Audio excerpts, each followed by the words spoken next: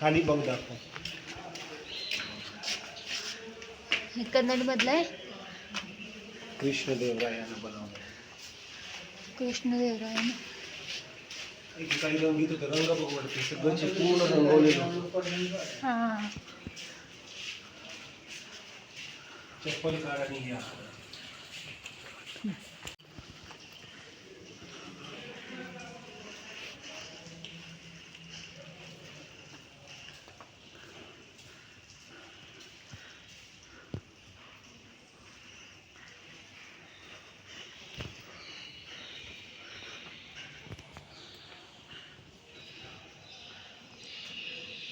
आम्ही वेरूळ मंदिरात आलो आहोत. वेरूळमध्ये आहोत, औरंगाबादमध्ये. अंधार असल्यामुळे काही दिसत नाही.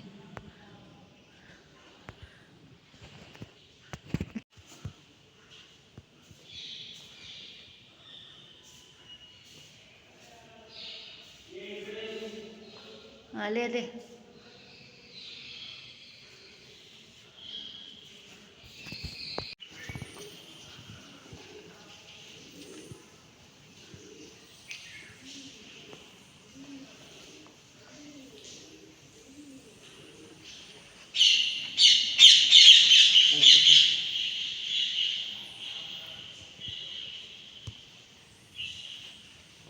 वर उडणारे गंधर्व, ते गंधर्व आहेत उडणारे.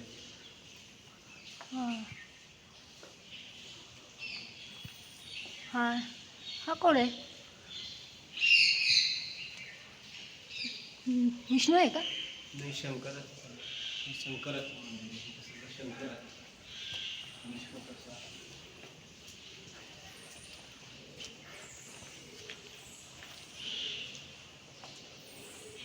अर्धनारी नटेश्वर. हां नटराज आहे.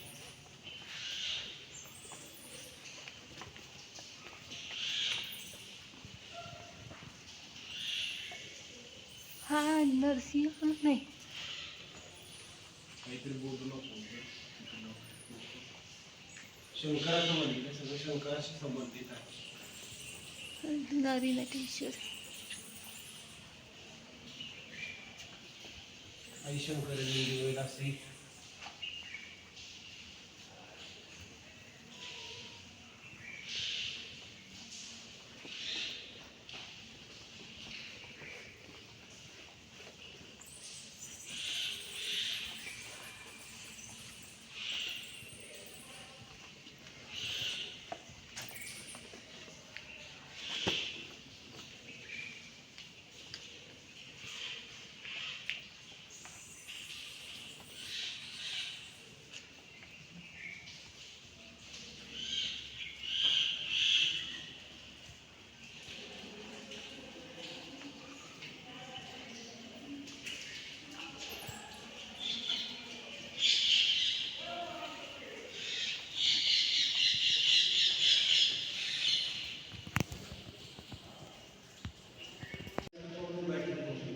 चार अशा पूर्ण त्याचे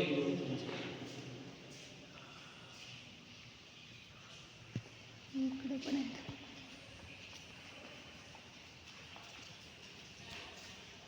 जरा खराब झालं.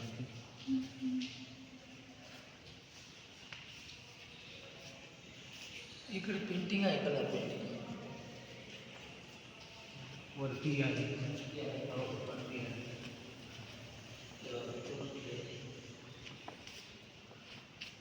एकेकाळी हे सगळं रंगवलेलं होतं पूर्ण.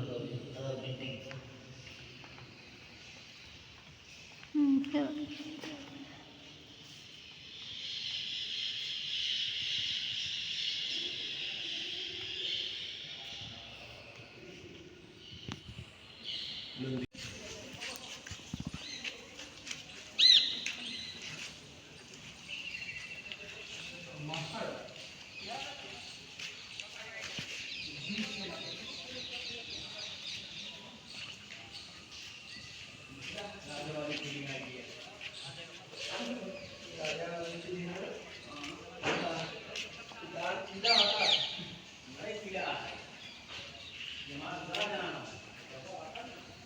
हे मुख्य मंदिर आहे इथलं वेरूळमधलं.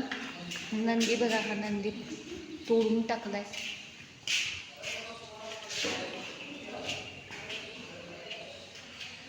हे औरंगाबाद इथलं वेरूळ इथलं मंदिर आहे. हे सुंदर शिल्पकाम केलेलं आहे ह्याच्यावरती.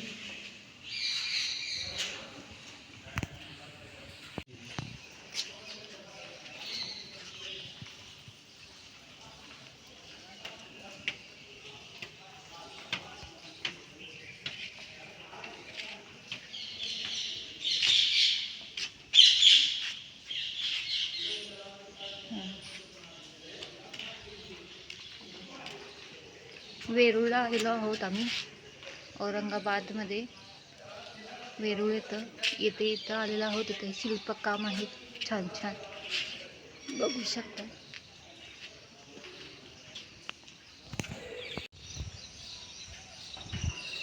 ही गॅलरी आहे. गॅलरीमधलं किती सुंदर दिसते बघा इथे.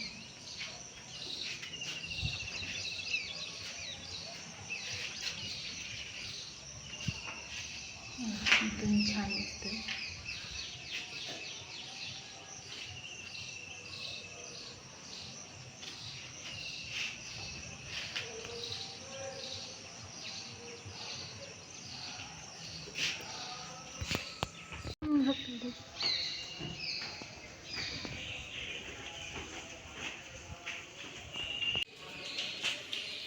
हे रावण आपल्या तपाने कैलास हलवतानाचा शिल्प आहे. शिल्पामध्ये आपण बघू शकतो पार्वती कशी घाबरून शंकराच्या बाजूला वळलेली आहे. ह्याच्यातून खरोखर कैलास हलत असल्याचा भाव प्रतीत करण्यात, दाखवण्यात शिल्पकार अतिशय यशस्वी झालेले आहेत. रामायणातील दृश्य आहे.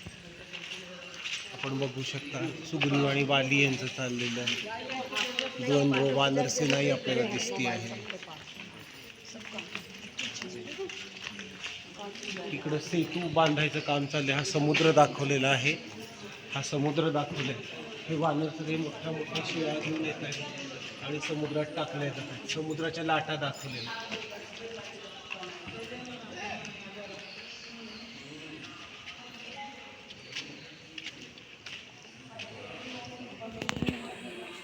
तो मातृका आहे. सगळ्या मूर्त्यांची अपरिमित हानी करण्यात आलेली आहे.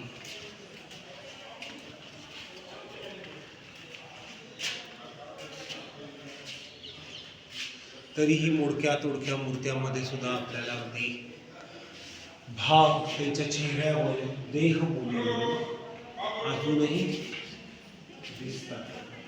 हे काय हो? हे होमाचं कुंड.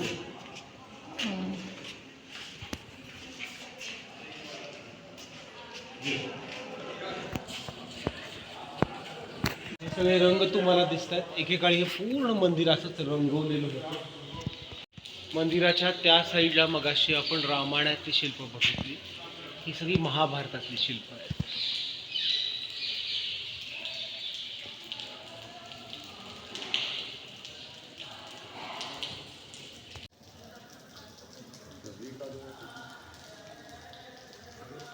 कैलासाची भव्यता मोबाईल कॅमेऱ्यामध्ये टिपता येणं निव्वळ अशक्य आहे. ही गजलक्ष्मी आहे. समृद्धीचं प्रतीक हिला एवढ्यासाठी मानलं जातं की आपला देश हा शेतीप्रधान देश आहे.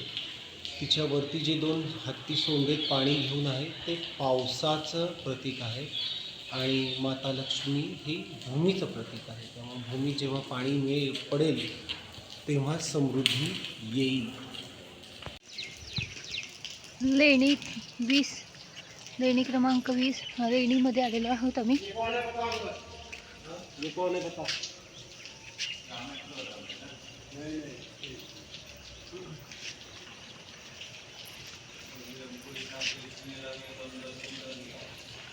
ये यमुना है, ये मकर उसका वाहन है और ये गंगा है. कलश लेके खड़ी है, ये गंगा है. हां, आणि ही गंगा आहे. मकर आहे ना, त्यामध्ये ही यमुना. हां, यमुना. ही आता ही कितवी लेणी हो? ही 20वी लेणी आहे वेरूळमधली. हिंदू लेणी. आपण ते आता बघणार आहोत. चला तर आपण जाऊया.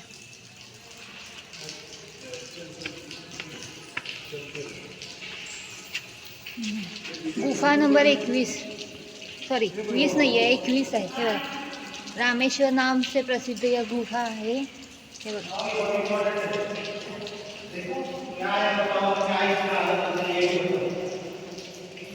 लेणी आहेत या.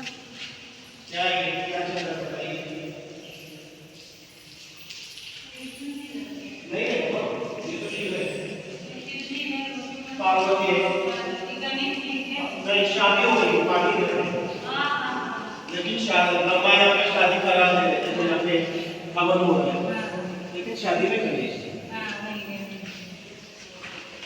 हे फार महत्वाचं शिल्प आहे. नीट घे जरा, मागं घे, मागं. हे शिवपार्वतीच्या लग्नाचा सोहळा आहे. ब्रह्मदेव इथं यज्ञ होत आहे. ब्रह्मदेव मंत्र म्हणत आहेत, लग्न लावून देत आहेत. पण याचं सगळ्यात मोठं वैशिष्ट्य म्हणजे लग्नामध्ये गणपती हजर आहेत. हे महिषासूर मर्दिनीचं शिल्प आहे. सप्तमातृका आहे. इकडं घ्या, इकडं सप्तमातृका आणि गणपती. आणि हे आहे इकडे, हा शिवाचाच अवतार मानला जातो. ह्याच्यामध्ये तुम्हाला ह्युमन अनाटॉमी परफेक्ट दिसते.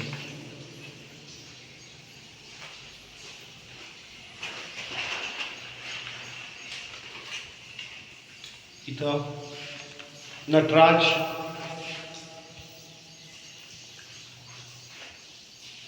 त्याच्या फीचर्समध्ये तुम्हाला नृत्याचा डौल दिसत आहे. त्याचे हात, त्याचे पाय, याच्यामध्ये दगडामध्ये नृत्य कोरण्यात यशस्वी झालेला आहे शिल्पकार.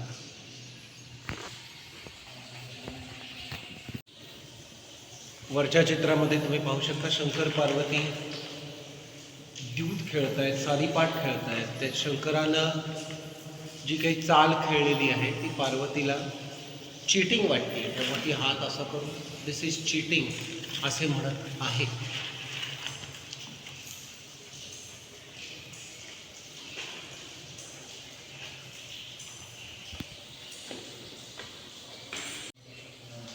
हा एक राक्षस होता. शंकरानं याचं रक्त मांस सगळं काढून घेतलं अशी आख्यायिका आहे. आणि मग उरला तो याचा अस्थिपंजर. इतक्या जुन्या शिल्पामध्येही ह्युमन अॅनाटॉमी अगदी परफेक्ट दिसत आहे. वेरूळ इथला आता हा प्रसिद्ध धबधबा आहे सीता न्हाणी. बघू शकता, हे बघा किती छान पण.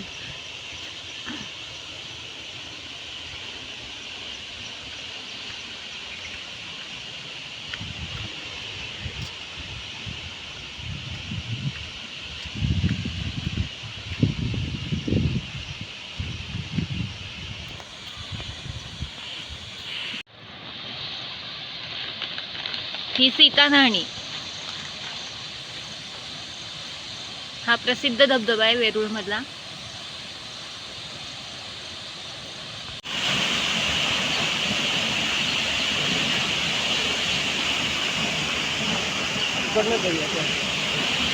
हा माझ्या इथे.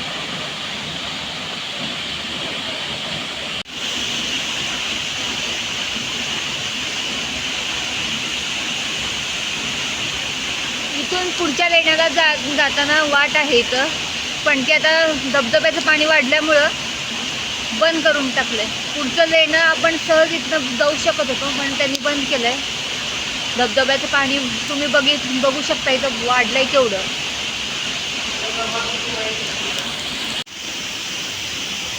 ब्रह्मा, विष्णू आणि महेश हे लेणं आहे. दगडामध्ये तुम्ही बघू शकताय कोरीव काम कसं केलंय.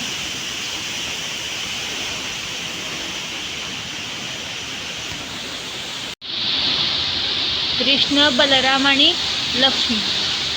कृष्णाच्या हातामध्ये चक्र दिसत आहे, गदाई आहे. बलरामाच्या हातामध्ये नांगर आहे आणि लक्ष्मीच्या हातामध्ये कणीस ही यांना ओळखण्याची खूण आहे. चक्र, नांगर आणि कणीस ह्याच्यावरून आपल्या लक्षात येत आहे की ह्या देवता ह्या विष्णू तसेच लक्ष्मी आणि बलराम आहे.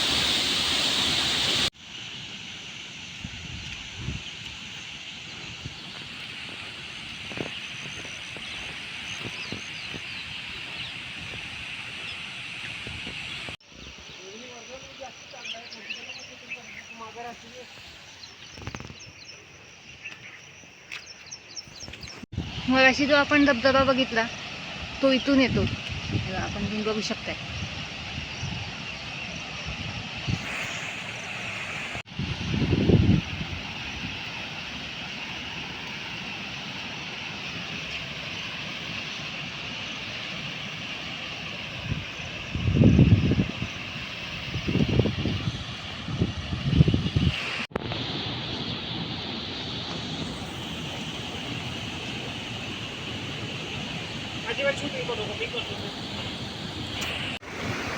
हे आहे योगेश्वरी लेणं. हेच पाणी पुढं जाऊन धबधबा होता तेव्हा त्याला सीता न्हाणी म्हणतात. अतिशय सुंदर आहे. आता जाऊया आपणही पलीकडे. रस्ता हा असा आहे.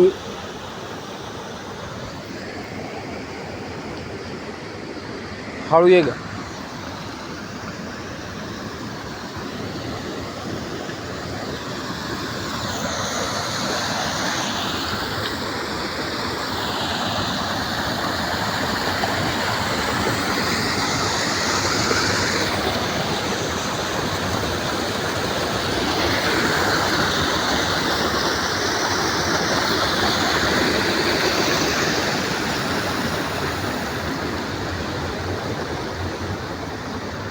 हे योगेश्वरी लेणी.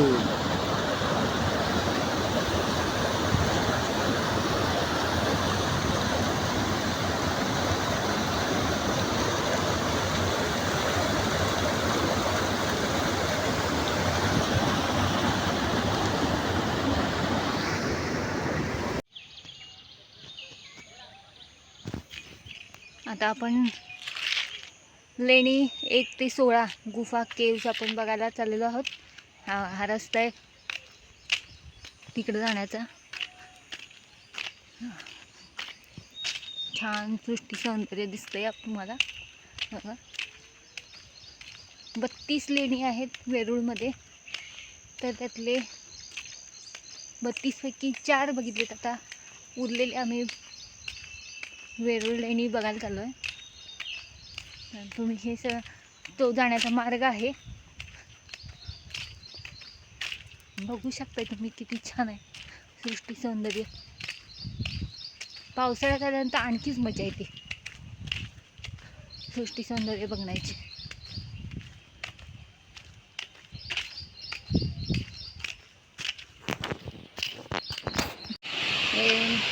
आता आपण जाताना तो धबधबा बघत आहोत. हे बघा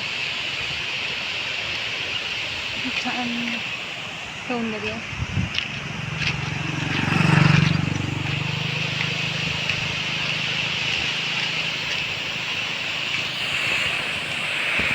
आपण तिथं मोठा कैलास आपण बघितलं, त्याचीच ही प्रतिकृती आहे. ह्याला छोटा कैलास असं म्हटलं जातं.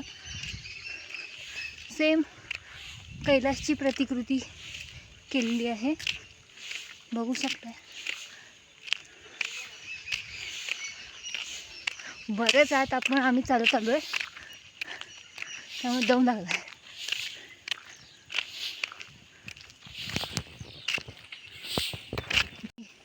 लेणी क्रमांक 30 आहे, म्हणजेच छोटा कैलास. 30 इकडं आहे, ही लेणी 31 आणि आपण चाललो आहे ती 32मध्ये. जवळजवळ लेण्या आहेत तिथं.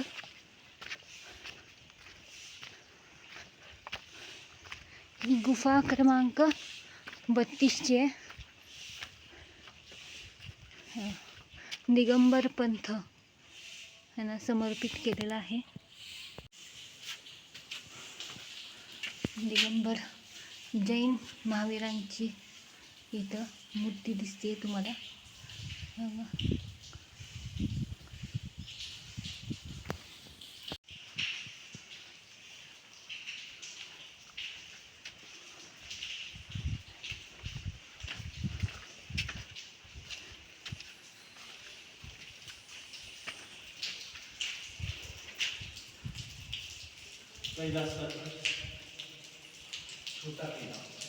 याला छोटा कैलास असं म्हणतात.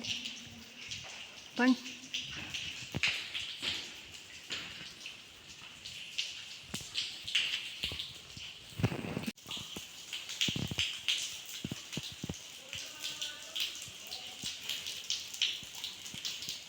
दिगंबर स्वामींची मूर्ती सुद्धा आहे इथं. कोरीव काम केलेलं आहे.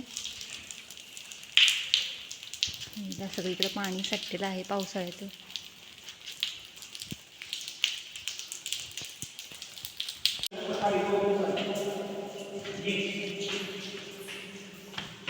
हा व्हिडिओ करणं आता मुश्किलच आहे. आता इथून आपण कनेक्टेड आहे, अपार्टमेंट सारखं आहे ही लेणी. चला आपण बघूया. चला, अंधार असल्यामुळे थोडंसं हो हळद जायला पाहिजे. इथं अंधार आहे. कुबेराचा अप्रतिम शिल्प.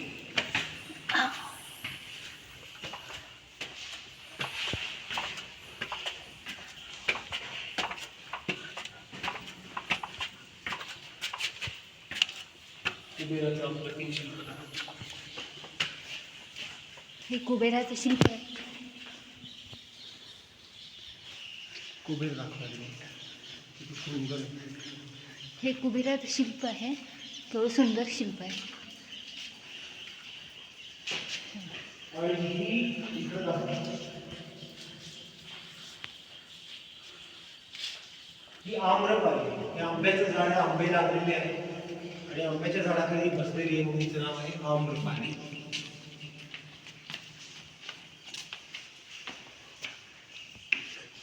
पुढच्या वेळी कसं कोरीव काम केलं जायचं तुम्ही इथं बघू शकता. असं आधी स्केच बनवलं जायचं, हे अर्धवट राहिलेलं आहे. असं स्केच बनवून जसं आपण आत्ता बनवतो तसं बनवून मग इकडे इकडं हे स्केच दिसत आहे तुम्हाला. असं आधी स्केच बनवलं जायचं, मग त्याची अशी मूर्ती घडवली जायची, त्याच्यात कोरीव काम केलं जायचं.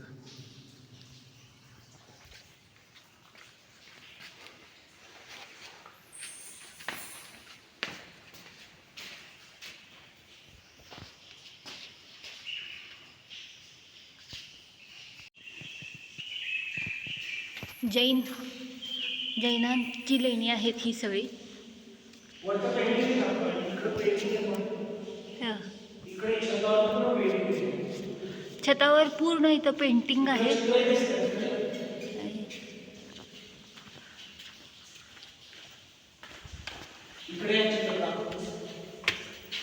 त्याच्यात एक गंमतशीर बाब दाखवतो तुम्हाला.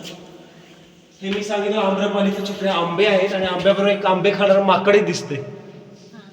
माकडं आंबे खायला लागलेलं आहे. आणि आता छतावरती इकडे द्या. छतावरती तुम्हाला दिसत आहेत ती चित्र. हे जगप्रसिद्ध पद्मपाणीचं जे चित्र आहे अजंत्याच्या लेण्यामध्ये, तसंच हेही पद्मपाणीचं चित्र आपल्याला दिसतं आहे. ही चित्र the has to test of the time, इतका काळ निघून गेला तरी टिकून आहेत. जेव्हा ही सुस्थितीत असतील तेव्हा काय असलं असेल हे विचारांच्या पलीकडले आहे. इकडनं आपण आलो. समोर माझा लाडका कुबेर, रावणाचा भाऊ आहे बरं कुबेर. आणि ही सगळी तुम्हाला लेणी दिसत आहेत ती. इथंही पहा, एक मिनिट इथं द्या. ह्या मूर्ती ज्या आहेत इथे सगळ्याच्यावरती असं प्लास्टर केलं जायचं. प्लास्टरचा काही भाग दिसतो आहे आणि मग प्लास्टर करून त्याच्यावरती रंग लावले जायचे. हे स्किनचा कलर स्पष्ट दिसतो आहे. इथे हे प्लास्टर दिसतंय. प्लास्टर करायचं, मग त्याच्यावर चित्र काढायची. मूर्तींच्या ह्याच्यावर प्लास्टर करायचा, मग त्यांना रंग द्यायचा, अशी पद्धत होती. आणि हे तुम्ही सगळे बघताय ते कोरीव काम.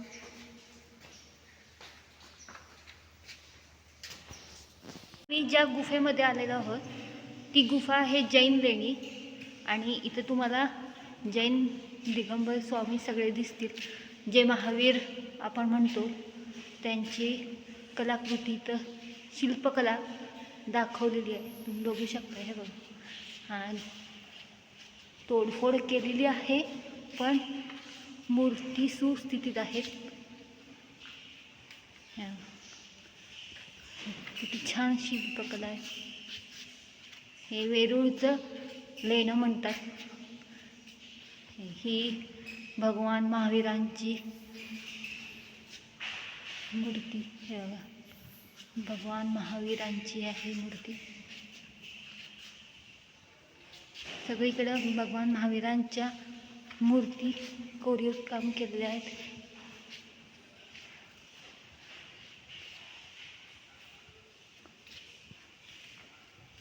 अंधार असल्यामुळे थोडं दिसत नाही आहे, पण ठीक आहे.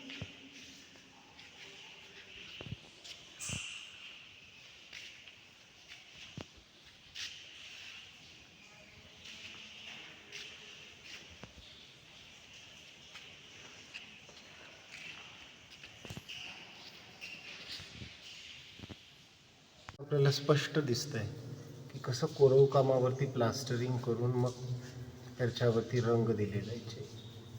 हे पहा, ही जी चेनचं डिझाईन आहे ह्याच्यावरती प्लास्टर लावून पुन्हा ते कलर करण्यात आलेले चित्रसुद्धा आपल्याला दिसत आहेत. हे छताचंही तसंच आहे.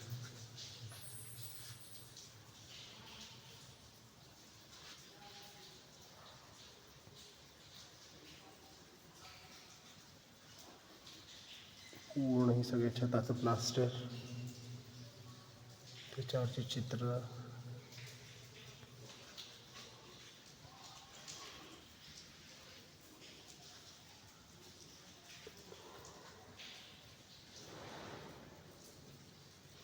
अंधारात लाईट नसताना छताला लटकून किंवा छताला झोपून, छताकडे तोंड करून झोपून कशी पेंटिंग्स केली असतील. त्यात काहीतरी प्लॅटफॉर्म्स वगैरे असले असतील नक्कीच, पण तरी नक्कीच it is Marvel of the world, definitely a wonder. आणि या बाबतीत हे कसं करायचं, याचं टेक्निक का कुठंच लिहून ठेवलं नाही, का पुढच्या जनरेशन्सना पास ऑन केलं नाही. काय खूप एक्सपेन्सिव्ह टेक्निक होतं, याच्यासाठी खूप खर्च यायचा आणि तेवढे देणारे दाते नंतर राहिले नाहीत. काय झालं असं. शिल्लक चित्र दिसत आहेत आणि कुबेर मार्गांच्या डोक्यावरच्या झाडाच्या पानात सुद्धा हिरवा रंग पानांचा आपल्याला स्पष्ट दिसतो.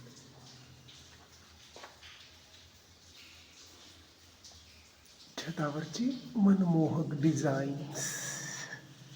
अजंताचे डिझाईन्स बघताना तर मला नेहमी वाटतं की बॉम्बे डाईंगनं वगैरे बेडशीट्स आणताना ना, की अजंताच्या छतावरची जी डिझाईन्स आहेत तीच कॉपी केली असं मी जेव्हा अजंठाला जातो तेव्हा वाटतं. वेरूळमध्ये आहे पण फार कमी प्रमाणात उरलेली आहेत पेंटिंग्स.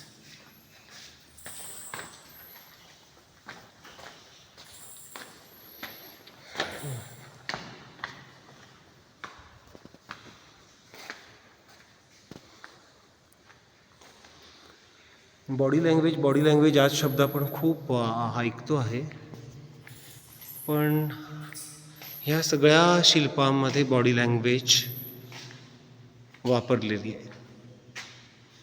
शिल्प काय सांगतंय, शिल्पाचा काय मूड आहे, काय कथा आहे, ही त्यांच्या एक्सप्रेशन्सवरून, त्यांच्या बॉडी लँग्वेजवरून, ते कशा प्रकारे उभारलेत, मान कशा प्रकारे कलली आहे, हात कशा प्रकारे उचललेला आहे, ह्या सर्वातनं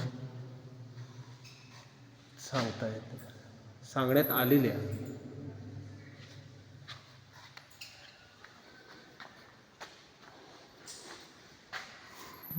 कोणते महान कलाकार होते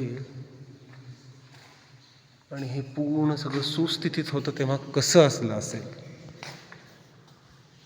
इमॅजिनही करू शकत नाही. कुठलाही आर्टिफिशियल इंटेलिजन्स रिक्रिएट करू शकणार नाही. हे कसं होतं हे आपल्याला सांगू शकणार नाही.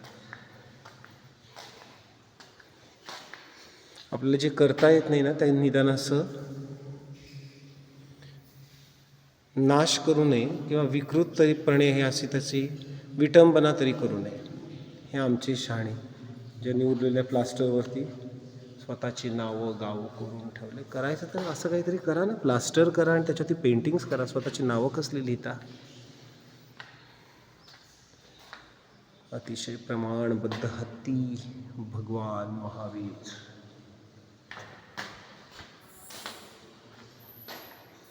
हे सगळं इंटरकनेक्टेड आहे. नवखा माणूस हसूनच जाईल. आपण आलो ती वाट वेगळी, जाणार ती वाट वेगळी.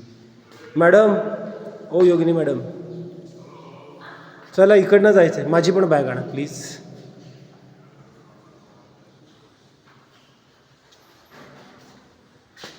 पेंटिंग्स जी काही उरलेली आहेत ती, ही देवी आहे कुठली तरी. जैनिझममध्ये आणि नंतर बुद्धिझममध्ये बऱ्याचशा हिंदू देवदेवता ॲडॉप्ट केल्या गेलेल्या आहेत. अर्थात हीनयान पंथामध्ये मूर्तिपूजाच नव्हती, महायानात आली बुद्धिझमबद्दल बोलताना. जैनिझममध्ये सुद्धा तसेच काही प्रकार आहेत, ज्याला एकाला मूर्तिपूजक म्हणतात आणि दुसऱ्याला काहीतरी स्थानकवासी. आपल्याला फक्त श्वेतांबर दिगंबर हे माहीत आहेत. श्वेतांबरामध्येही पुढे हे स्थानकवासी आणि मूर्तिपूजक अशा दोन शाखा आहेत. हे ज्ञानमार्ग आहेत जैनिझम आणि बुद्धिझम, पण कर्मकांड हळूहळू त्यांच्यामध्ये सुद्धा पुढच्या काळामध्ये येत गेली, आली आणि स्थिरावली सुद्धा.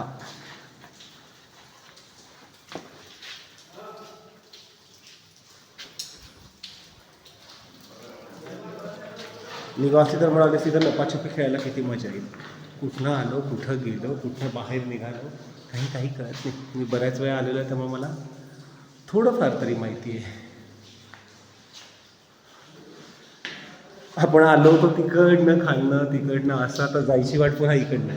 या भूलभुलैया आहे, भूलभुलैया. काय अप्रतिम.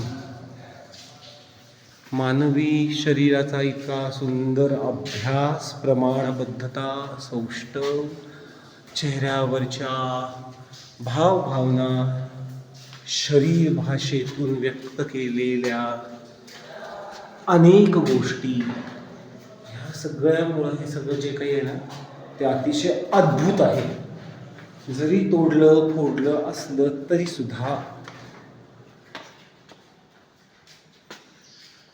पुन्हा जायचा रस्ता इकडनं वेगळाच आहे बरं. असा एक खोटा प्रघात चालवला जातोय व्हॉट्सॲपवरनं आणि यूट्यूब व्हिडिओजवरनं की औरंगजेबानं कैलास लेण्याची नासधूस केली नाही, कारण त्याला वाटतं किंवा तो म्हणाला की मानवी हाताने अशी शिल्प घडू शकत नाहीत. तर अशा सुरस कथा औरंगजेबाच्या उदात्तीकरण करणारे जे कोणी पसरवत आहेत त्यांनी स्वतः कैलास लेणं हे पाहिलेलंच नाही. ऑफकोर्स आत्ता आपण कैलास लेण्यामध्ये नाही आहोत, तरी गप्पामध्ये मी सांगत आहे. प्रचंड प्रमाणात नासधूस झालेली आहे तिथेही. हत्तींच्या सोंडा सगळ्या तोडून टाकलेल्या आहेत. तदनंतर सप्तमातृका ज्या आहेत त्या सगळ्यांचा तिथं म्हणजे विध्वंस करण्यात आलेला आहे. एकही शिल्लक नाही धड याच्यामध्ये. अगदी गाभाऱ्यामध्ये सुद्धा शिवपार्वतीची मूर्ती आहे, ती शिवाची मूर्ती पूर्णच उखडून टाकण्यात आलेली आहे. गाभाऱ्यात डाव्या बाजूला पार्वतीच्या मूर्तीचं मुंडकं उडवून टाकण्यात आलेलं आहे. पण तरीही तिच्या हाताच्या रचनेवरून ते दूध खेळताना त्यांचं भांडण झालेलं आहे आणि ती शिवाला म्हणत आहे तू चीटिंग केलंस, हे स्पष्ट होतं आहे. इथं बऱ्याच साऱ्या ना जैनिझमच्या कथा कोरलेल्या आहेत. आपल्याला सगळ्या माहिती नाहीत, त्यामुळे त्याचा अर्थ आपल्याला कळत नाहीत. Even for that matter Hindu धर्मातल्या सगळ्या कथा आपल्याला माहिती नसतात. सगळीकडे ते सुंदर रंग.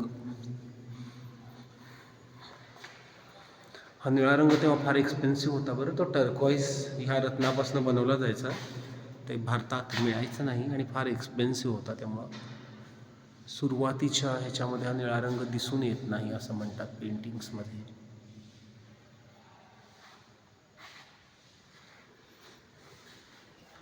इथल्या शिल्पांना ना एक लय आहे.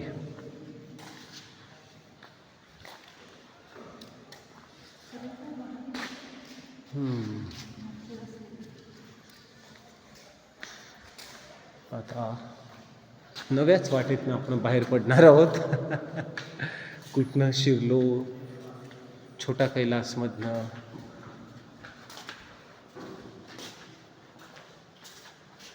आणि आता छोटा कैलासमधल्या इंटरनल एका मजल्यावरनं दुसऱ्या मजल्यावर येत गेलो इंटरनल कनेक्शन्समधून.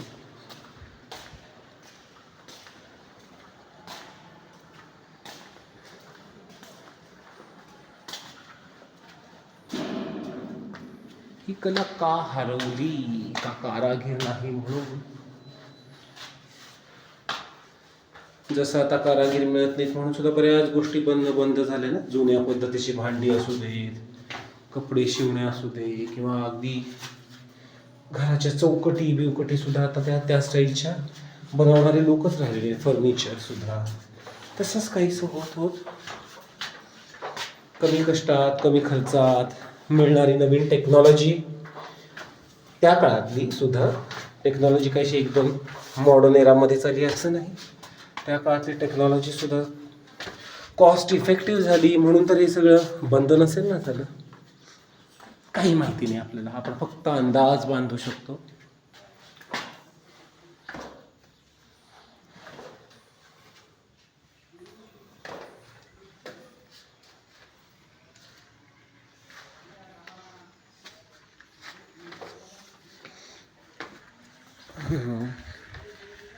फार देखणी आहे जैन लेणी. हिंदू लेणी आहेत, बुद्ध लेणी आहेत. बुद्ध लेणीमध्ये जास्ती मेडिटेटिव्ह होऊन जातो माणूस, असा माझा वैयक्तिक अनुभव आहे.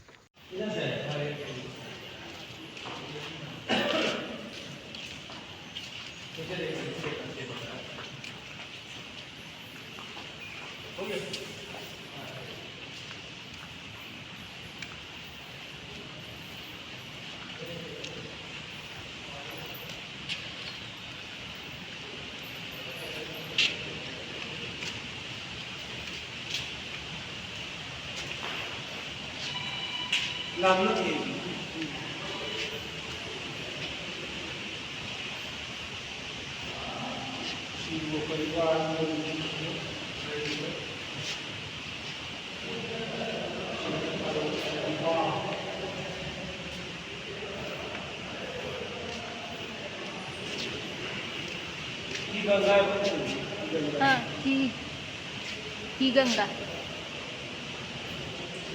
आणि हा शिवपार्वतीचा विवाह. हे बघ, ब्रह्मदेव खाली अग्नी पेटलेला दिसतो. शिवपार्वती विवाह, ब्रह्मदेव विवाह.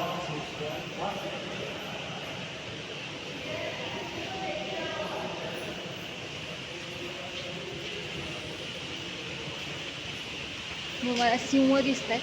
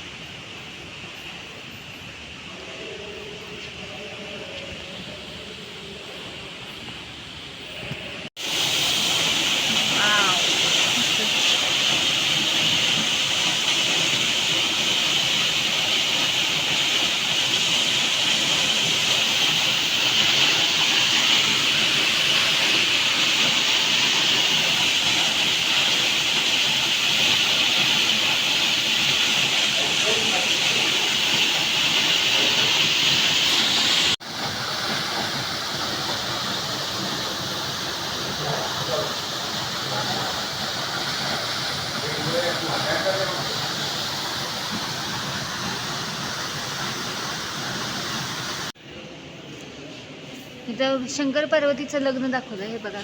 आणि ब्रह्मदेव अग्नी लावतोय आणि शंकर पार्वतीचं लग्न होतं. किती सुंदर कोरीव काम केलंय. हे अंधकासूर वधाचं शिल्प आहे.